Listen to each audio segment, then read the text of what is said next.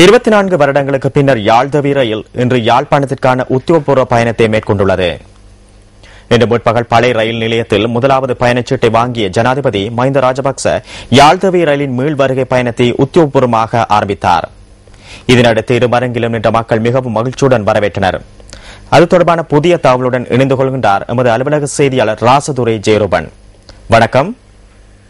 வணக்கம் டிஷாக். இன்றைய தினம் யாழ்தவி 24 வருடங்களுக்கு பின்னர் யாழ்ப்பாணத்தில் தடம் பதித்துள்ளது.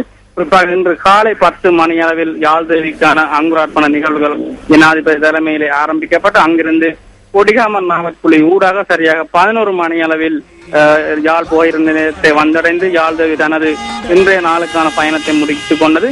குறிப்பாக நாளைய தினம் யாழ்ப்பாணத்தில் இருந்து பயணிகள் அனைவரும் யாழ்தவியில் பயணிக்கக்கூடிய வசதிகள் செய்யப்பட்டுள்ளதாக போயிருந்த நிலைய வட்டாரங்கள் தெரிவித்துள்ளன. அந்த வகையில் இன்றைய தினம் குறிப்பாக யாழ்தவியை வரவேற்பதற்காக பாடசாலை மாணவர்கள் பொதுமக்கள் பலரும் வீதியிலே திரண்டிருந்ததை அவதானிக்கக்கூடியதாக இருந்தது.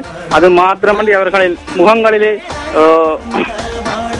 சந்தோஷமான ஒரு நிகழ்வு நடப்பது போன்று காணக்கூடியதாக இருந்தது. அது மட்டுமல்ல 24 வருடங்களின் பின்னர் யாழ்தவி இன்றைய தினம் யாழ்ப்பாணத்தில் தடம் பதிப்பது என்பது வரலாற்று நாளாக காணப்படுகிறது.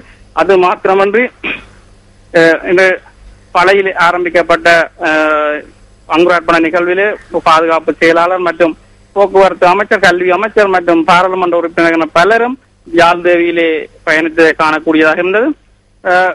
நியூஸ் ஆஃப் செய்திகளுக்காக யாழ் போயிருந்த நிலையத்திலிருந்து ராசதுரை ஜெயரூபன்.